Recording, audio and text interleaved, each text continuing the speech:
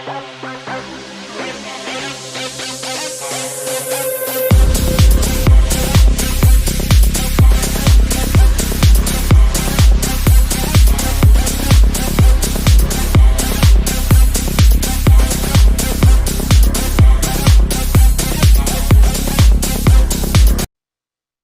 it's Howard Berger from K&B Effects Group, Inc., where we make monsters, zombies, and creatures all day long. And you are listening to The Movie Raid Show. It's time for The Movie Raid, and tonight's victim is special effects artist as well as makeup effects artist Howard Berger. Has done many films such as the 2006 The Hills Have Eyes remake, Get Ted 2, countless of other films. Hello. Hi, how are you? Well, you really picked some low-hanging fruit there, so that was good. How are you today? Fantastic, man. So you also have a book on Amazon about special effects, basically a tall-out book. Can you describe more about that, and has this been circulating for a while? Yeah, well, the book came out a year ago. It's called The Masters of Makeup Effects. I co-wrote it with my good friend Marshall Julius, a writer and journalist in the UK. And it's something we've been talking about literally since we met each other, which was almost 20 years ago, and just never seemed to find the time to write anything. And when the pandemic happened in 2020, Marshall reached out and said, okay, you have no excuse, so why don't we write a book? And I said, well, I'd always wanted to write a book,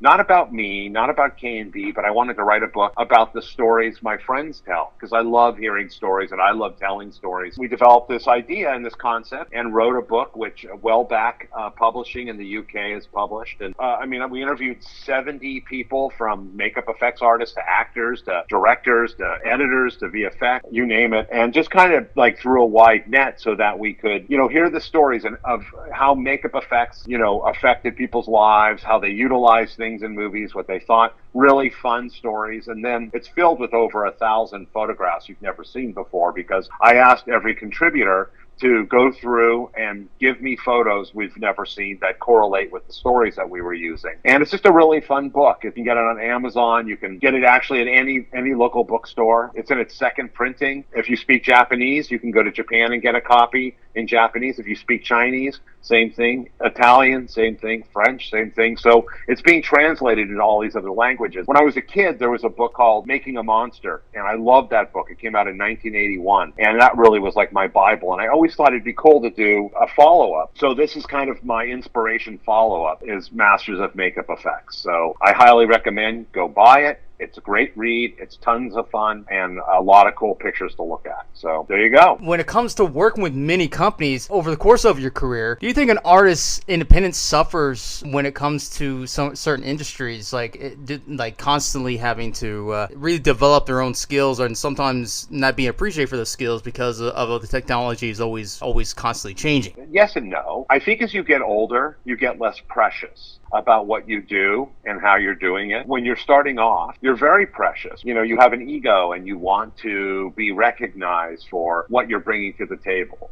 But as you get older, you realize that you're being paid to produce a product. If you want to be an artist and you want to do what you want to do, then you don't accept money for it. And then you can create anything you want because that's on your terms. But if you agree to do a job and you're getting paid for it, then you are a facilitator for whomever you're working with. Now, granted, we're able to put our own spin on things, certainly put forward our own ideas. And listen, we know better about monsters than anybody, so we try to direct the director and the production when we're on a show. I think that goes with anybody who's doing any sort of like graphic art or sculptural or painting, what have you. If you're being commissioned or you're being paid, then you're doing something for a client. So they ultimately have the final say. But I think as far as the, technology goes, technology is a tool. So if you go way back in the history of art, obviously the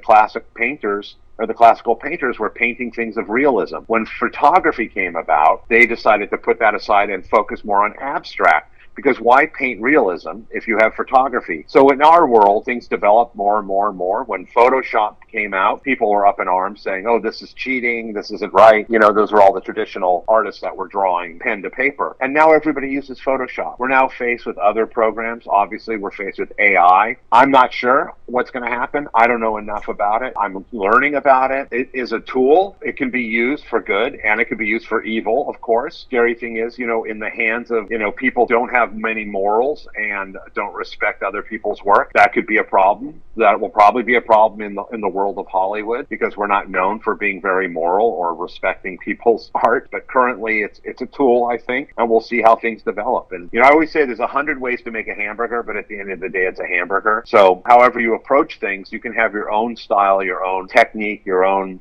vision, but as long as it gets to where it has to be at the end of the day, you're going to be okay. At some point, that there's always the whole labeling as well in the industry. Do you think there's a fine difference between productive art and constructive art? Productive art and constructive art.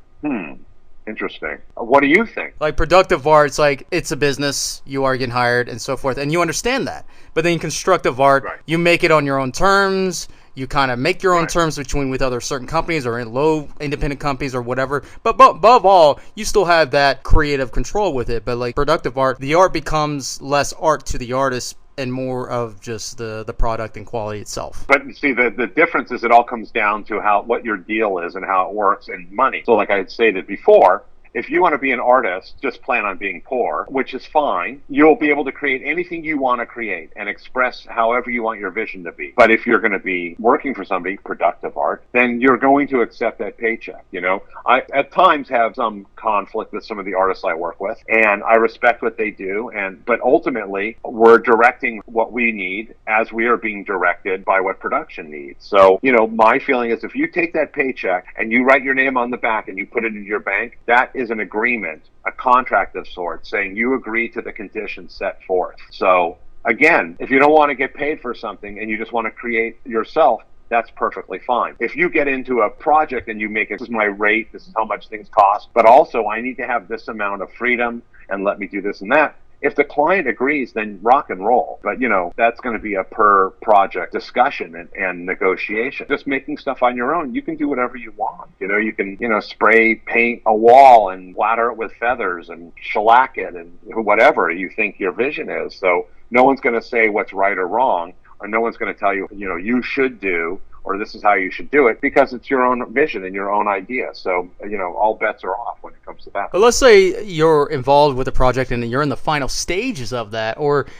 someone that currently is, that the artist is involved. Do you think sometimes the character, you can actually have character control losing that, and have the control when it's in part of the stages of that, it interferes with that artist's vision even though they're making for somebody else or other clients? Well, it can be very frustrating. Listen, that happens a lot. You can be towards, like the 11th hour of making something, and then the director or somebody will want to change it drastically, and you're like, holy Jesus. It really kind of crushes you a little bit, but you then stop and you rethink. You listen to what they say, and you may agree or you may disagree. If you're a strong personality and you do it with respect and also understand where they're coming from, you can maneuver people through your vision, almost like using the Jedi mind trick. This isn't the art you want to see. I'm good at that. I'm good at maneuvering and kind of getting people to see what I want to do and see how I see things. But again, with age, I've been at this for 40 years. I'm rounding 60 years old, and I don't mean to sound mercenary,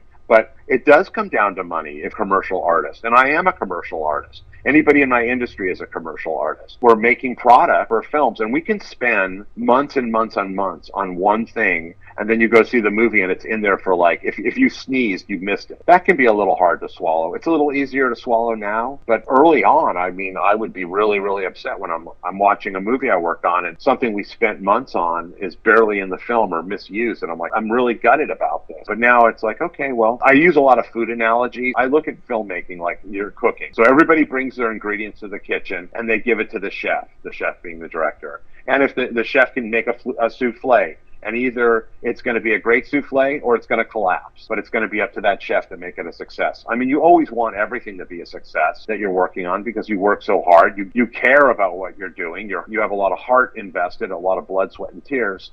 But sometimes the other side of the coin is the person that's in charge doesn't quite understand those sensibilities and doesn't quite bring it, and it becomes a big disappointment overall. I think what's sad is in the film world that we judge quality by how well a project does financially.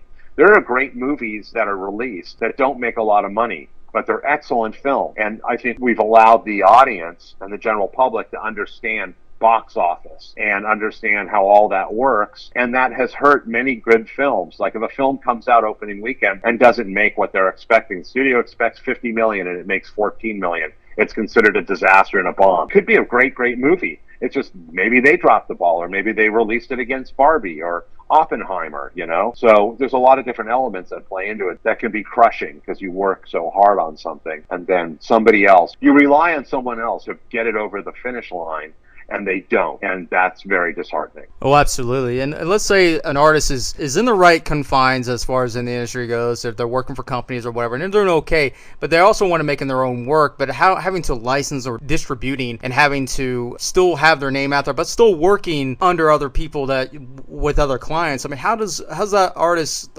keep themselves out there for their name as well, and not just also contribute to others as well? Well, you have to be considerate. I'll just use this as a point of reference for film. So we at K&B, Greg Nicotero, who I co-own K&B with, we own all the rights to everything we make, the physical piece. But the studios own the image on film, you know, the IP. So we can't do anything with anything we make. We can't hey, we can duplicate, well, let's merchandise this or merchandise that, unless we made some sort of deal, which the studios are never interested in these days, because those products do sometimes better than the entire movie does. So you just have to go with it. If you're on a show and you're part of the team, then, you know, ultimately the studio owns everything. You know, if you sell a painting to somebody, that person owns the painting physically. You can make the deal that I will sell you the physical painting that belongs to you, but I have the rights to merchandise. If I want to sell lithographs of this, 4 different sizes,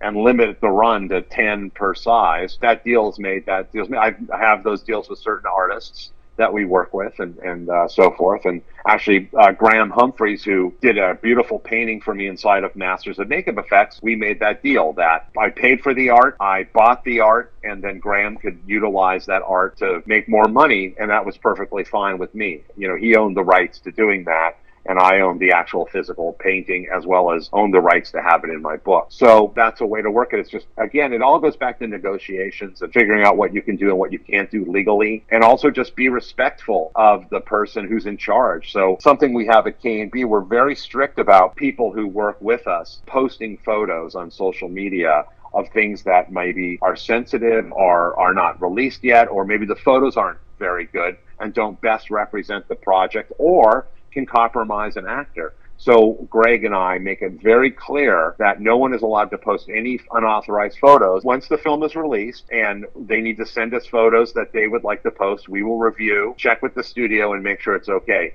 Because it's bigger than just hey, I just, want to put my work out there. If it harms the film, harms the work, or compromises the actor, that is an issue. So we have to be very, very careful and very clear about what that whole world is about. Social media has opened up a whole world of headaches. That's just one of them. Since you mentioned about social media, an artist always posts their work all the time on social media, and websites, it's a dead format. Unfortunately, it doesn't work for them anymore. It doesn't work for anybody anymore, no matter what you're promoting. Very proud of the work, and they post it all over social media. But do you think that actually hurts them, because kind of like a free royalty usage of their work? They can just mimic it off of there. It's like going to Walmart or something like that, or Halloween Spirit, and grabbing a Michael Myers mask and making it yourself, because it's off-brand stuff, because they just cheaply made it. So you make it your own. When you're making something similar, an artist is really putting themselves out there without protection. So how do you, I agree. How would you tell them, you need to protect yourself, and how can they do it when they don't have any money or any actual backup with that, no studios or anything? What is your advice for these guys who are really trying hard to put on social media, but at the same time you have them protect themselves at the same time? Well, I don't know. I mean, that's a big problem, and I see a lot of my friends who are artists, and they post nonstop. And I mean, listen, I think social media, it is what it is. It's here to stay forever. It's part of the dumbing of America. But it's dangerous because, like you had just stated, if you post photos of your art, it's free reign that you give it up. But it's become almost like heroin. Like, people have this addiction to having to post nonstop and put all this up, and it's constant, boom, boom, boom, boom, boom. And it's for recognition. I always watch some of my friends who don't post, and then all of a sudden there's a barrage of posting, and that to me makes it feel like they're feeling rather insecure, and they need that automatic gratification of oh, I got 300 likes on this, or I got this, or I got all these comments or whatever. And It makes them feel good for a moment. It's a false sense of security. You have to believe in yourself. You can't believe your mindset based on likes on a social media platform. But, listen, I don't know how to protect. I mean, you post stuff that's your art. See people post like they're working on a comic book and they post pages before the comic's done, and I'm like, what are you doing? That's ridiculous. You're sinking yourself. What did you do before there was social media? Just go back to prior to that and see. You try to get out there. You try to do the best work. Listen, ultimately, it's about doing the best work you can and making yourself happy, and that's really what it's about. And you can find a way to utilize social media for promotion or show people what you're up to, but yet be ready to have it ripped off and be copied 1,000 times over and over again by people and reposted. It happens all the time, and it's irritating, but that's part of the loopholes and issues with social media. So I don't see any way around it, like, hey, you can't do this or that. It's going to just become part of the world floating out there, wherever, Ethernet world. You're just going to have to deal with it. So my advice is be very careful about what you post, and don't sit there and post all day long stuff you're working on, because once you post it, it doesn't belong to you. It's out there and anybody's going to nab it. Do you also feel that over time, as artists are still continuing to do this, and let's say they just kind of ignore this advice or don't even think about it, doesn't even occur to them, I've seen people even post part of their scripts online, and you're giving away free idea, and you're giving away free concept. Do you feel like it's going to devolve an artist over time if they continue to do it at this rate? Yeah, absolutely. You're just hurting yourself. You're hurting yourself. You're hurting what it's all about. It's not what it's about. You shouldn't be utilizing social media like that, and you're hanging yourself. But if you're good with posting scripts you're writing and then they show up somewhere else before they're copywritten, then that's on you. People just have to find some way to restrain themselves from, like, I have to post every 15 minutes. Something will happen, like my head will blow off. We've become so obsessed with it. And listen, I post like maybe once a day, just some cool stuff. Like half the time it's not even about what I do, but I just like to put it out there for friends. I love Instagram, especially in the beginning, because I liked all the photos. Facebook was one thing, and then it turned into like a monster in 2016 with what was going on with politics. And I'm like, that's it, I'm done. Instagram still looking. I have friends that post cool stuff, and it's inspiring. I love it, and I utilize it, and I look at it, and it's fine. But that's really the only social platform that I ever check out. I mean, I'm just not interested in it. I'd rather spend my time doing other stuff. Hey, you know what? Instead of posting all day long, do a sculpture. Do a painting. Spend time with your family and friends. There you go. That's the best thing you can possibly do. It's okay to have an idea to work off and to recreate something that you like, that you saw, like let's say your work. How do you feel when they're either mimicking it or kind of going in that direction, and then so they can find their own work? Yeah, no, that's great. That's a great compliment. We all copied stuff. We all use things as influence. I mean, Rick Baker is my all-time favorite makeup effects creator and great artist, Norman Cabrera. Norman taught himself when he was a teenager how to sculpt by copying everything Rick Baker did. We all did. We all looked at stuff other people did. That's great. I have no issue with that at all. I encourage it. If you like this, please do a version. That sounds cool, I've seen plenty of stuff that we've created from K&B and even before K&B, and people have done their versions. And I'm like, that's a cool take on it. I love that. So I think it's wonderful. It's a great way to learn, is duplicating things that inspire you. And if it just makes you better, that sounds great. I'll look at things all the time, and if I'm sculpting something at home and I want some influence, like I kind of feel like I want it to look like this or like that, I'll pull photos of what the original pieces are and use that, and like, oh, I really love this forehead, or I really like this. So yeah, I mean, I think there's nothing wrong with that at all. I think it's great. Everybody has an ego, and obviously there are a lot of people out there that have a big head on themselves, and they do great work. They're great. They do excellent work. But they're the ones that have humble egos, and ego is always different. But to influence or be influenced, do you think ego is also a fragile thing too as an artist? Do you feel that could also be effective in the industry too? Well, yeah. I mean, everybody has an ego, for goodness sakes. It just depends on how you handle it. I'll tell you what, it's about being nice. There you go. It's the golden rule. We all learned it when we were growing up. Be nice to everybody and treat everyone the way you wish to be treated. So big ego, small ego, whatever, you still treat people with respect, and you still treat people nicely and kindly. And that will get you a long, long way. I've seen people do the opposite, and it stalls their life, it stalls their career. Look at somebody and go, that guy's a great sculptor, but he's really not a very nice person, so I'm not going to work with the guy. That happens often. But, you get a vibe about people, and you're like, I'm not digging that person. Or the opposite. You meet someone who maybe he's not the greatest artist in the world, but he's such a good person, or she's such a good person, or they are such a good person, and you can see great potential. And I'm like, I'm going to give this person the opportunity, and I know I can help raise them. I can lift them up because they've already stepped forward. So that's great. Ego or not, just be nice. And also work as a community. That's another thing too. I know sometimes as artists, we're very, confined in our own world, and it's a very solitary exercise at times, but you need to maintain relationships and be inspired by other artists and people. I think that's where, like, going to art school or going to makeup school is really the payoff. You can't go and learn how to be an artist, but you can go and learn technique. You can learn, okay, that's how they do it. That's how they do it. You've got to have the spark to start with. You just can't one day decide I'm going to go dig ditches and know it tomorrow I'm going to go be a makeup effects person, or I'm going to be a painter, and then go and learn how to do it. That's not something you can do. You can learn technique. You can be influenced by other people. And I think that's where, like, schools come in and friendships come in and working as teams come in, that you're always learning. You're seeing how somebody does something, and you take that and see how it works best for you.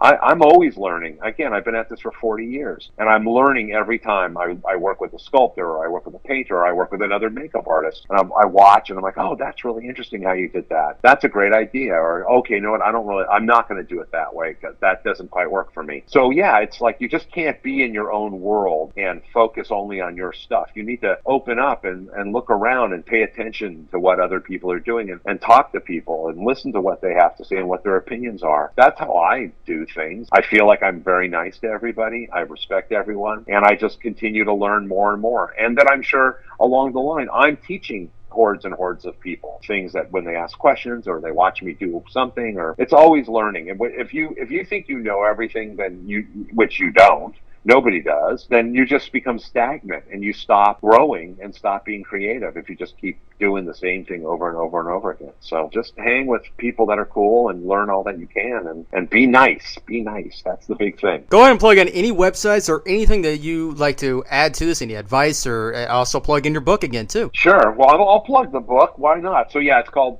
Masters of Makeup Effects. You can get it on Amazon or at any bookstore. Around the world, by the way. And also, if you want to buy swag, you can go to mastersofmakeupeffects.com, and there's t-shirts and buttons and all this cool stuff. My buddy John Hernandez with Funky Monkey, the printing company, makes all our cool swag, and it's awesome. K&B Effects Group is going strong. We're rounding the end of our 35th year. Greg Nicotero and I, who have been best friends and brothers for 40 years since we met on George Romero's Day of the Dead back in 1984, which is crazy. We got Walking Dead still running. There's the Daryl Dixon that's just started up, which Greg is overseeing. Once the strike has ended, I'll be finishing up a TV series I was doing with director Peter Berg called American Primeval for Netflix, which will be out hopefully next year in 2024. Yeah, it's all cool, man. Just keep loving movies, keep watching movies, go to the movie theaters, go to art museums. I go to art museums all the time. My wife is a fine artist and really kind of opened my eyes about what art is, and I really appreciate it. If you're in Los Angeles, make sure to go to the Academy Museum of Motion Pictures on Wilshire and Fairfax, as that is a mega movie place for people. If you want to see super cool things, that's the place to go. I really appreciate you asking me to come and do your show. It's really fun and great talking about a bunch of different things. And listen, it all correlates into everything. Everything intertwines and becomes one giant mass of things. So it's all art, no matter what you do, be it a sculptor, painter, makeup artist, metal worker. If it gives you great joy and great satisfaction, you're making things that are beautiful, even in eye of the beholder, it means something. We're supposed to be on Earth to make a difference and, not leave like, oh man, Howard worked on the best monster movies ever. And when that time comes, I want people to go, Howard made a lot of cool stuff, but beyond that, he's a really good guy and really changed people's lives and for the better. We'll remember him for that. You just want to do good for the very short period of time we're on this earth. That's the biggest advice I can give, is just leave behind a legacy of kindness. And there you have it, everybody. That is special effects as well as special makeup effects artist Howard Berger.